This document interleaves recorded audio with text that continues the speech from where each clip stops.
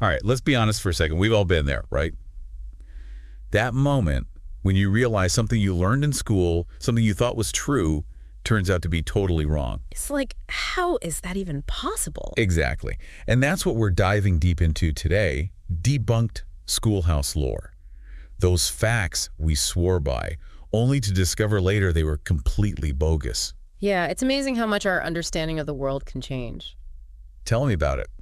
Our source material for this deep dive is actually this super interesting Reddit thread with the title, get this, What Did School Get Wrong? Oh, I can only imagine. And let me tell you, people did not hold back. I bet. But one of the biggest gripes, the infamous food pyramid.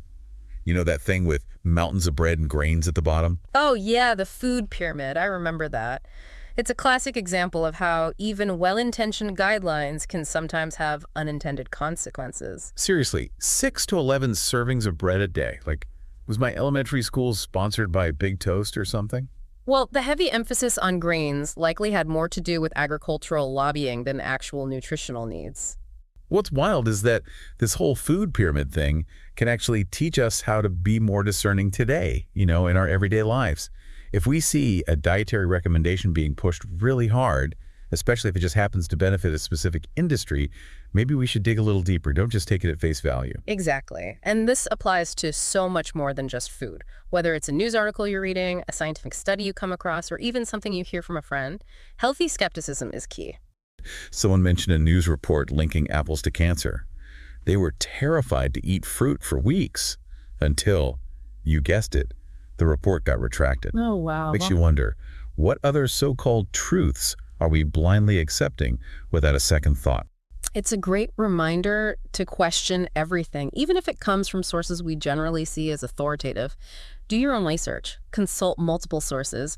Don't be afraid to form your own informed opinions. Right. And speaking of things we were told with absolute certainty, you'll never have a calculator in your pocket. Little did those teachers know we'd be walking around with smartphones that make those clunky old calculators look like relics from the Stone Age. Oh, I know. It's funny how that works out.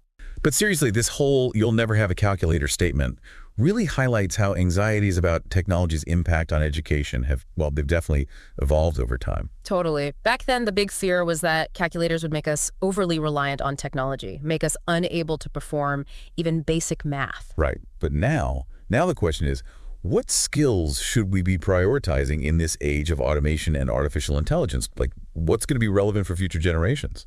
It really makes you think. What will be on the debunk list 20 years from now? I mean, if those teachers could see us now using our phones for everything to navigate, translate languages, even diagnose weird rashes on WebMD, it's a crucial question. And it's one that educators and policymakers are actually grappling with right now, today. As technology keeps advancing at this crazy pace, so too must our understanding of what skills will be essential for future generations. It's not about memorizing facts and figures anymore. Well, it's about adaptability, critical thinking, problem solving. Those are the skills that will stand the test of time. It's funny how those anxieties about technology, they often come from this fear of the unknown. And sadly, that fear, it can get amplified when we're talking about sensitive topics. Those things that are already surrounded by misinformation. Are you ready for this next one? Hit me. That whole 5 senses thing we learned in elementary school? Yeah. Totally incomplete. What? Turns out we've got way more than 5 senses. Oh, I see what you're saying. We're taught about sight, smell, taste, touch, and hearing. Those are the be-all and end-all of sensory experience. Right, exactly. That's it, nothing more. But the human body is way more complex than that. Take proprioception, for example. Proprio what now? Is that some kind of advanced yoga pose or something? Not quite. So proprioception is basically your sense of body position in space. It's how you know where your limbs are without having to look at them. Oh, okay. It's how you can walk without constantly looking at your feet, or even how you can touch your nose with your eyes closed. Proprioception is constantly working in the background, allowing us to move gracefully, coordinate our actions without even thinking about it. Wow. I'm realizing how much I take that for granted. And it's just one example, right? There's also our sense of balance, our perception of time, our ability to sense temperature. It's like our brains are constantly processing all this information behind the scenes, and we don't even realize it. Remember when Pluto got demoted from planet status? Oh, yeah. I still feel a little bad for the guy. It was a big moment in astronomy, that's for sure. For many people, it felt like a beloved member of the solar system was being kicked out of the club. But it's a really great example of how our scientific understanding is always changing. Right. And it's not like Pluto itself suddenly changed. It's our understanding of what defines a planet. It really highlights how powerful those early lessons can be and how important it is to stay open to new information, even if it challenges what we think we know. Absolutely. It reminds us to be open to new information, to accept that what we believe to be true today might be revised or refined as our knowledge grows. It's like those old maps with "Here be dragons" scribbled on the edges. We keep exploring, and our understanding of the world, even the universe, expands. I love that analogy. Okay, ready for a rapid-fire round of debunked myths? Hit me with it. All right, so we've got a bunch more to get through, and you know how we love to keep things moving. First up, that tongue taste map.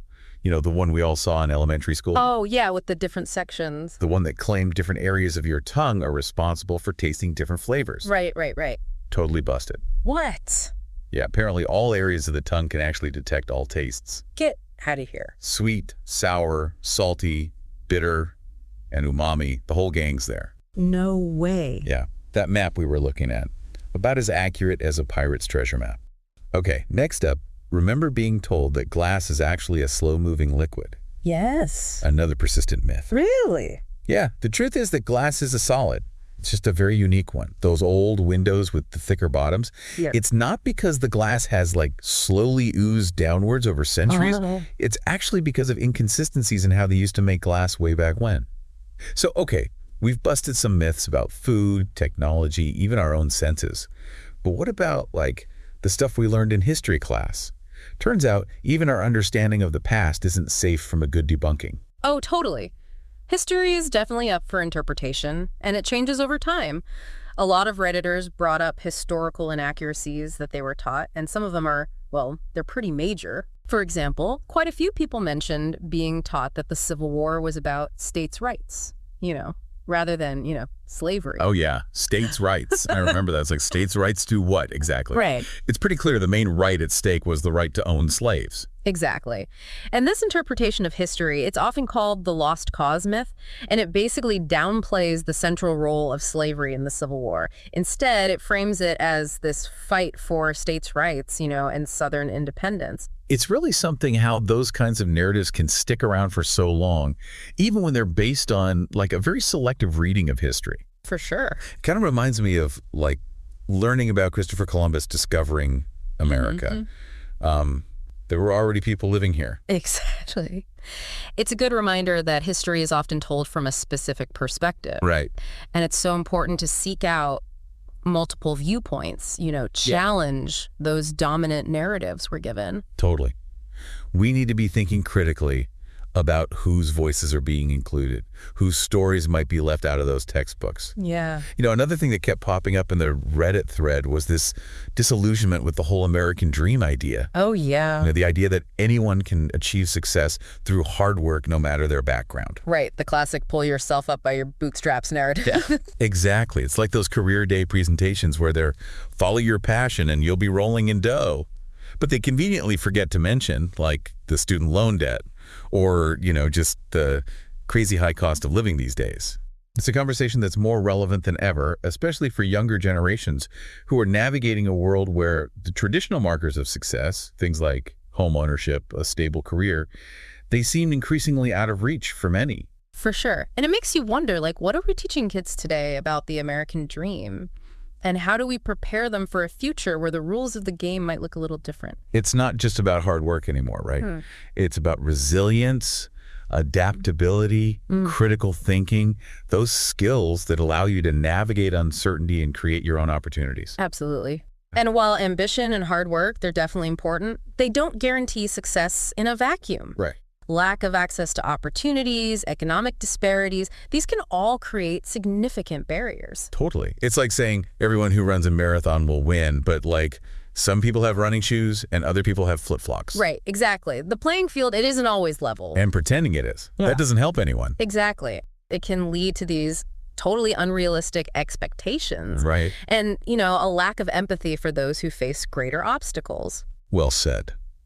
So as we wrap up this deep dive into debunked schoolhouse lore, What's the key takeaway here? What can we learn from all these busted myths, all these outdated facts? I think the most important lesson here is that learning, it's an ongoing journey. It's not about feeling bad for believing those schoolhouse myths. It's about recognizing that learning is a lifelong journey.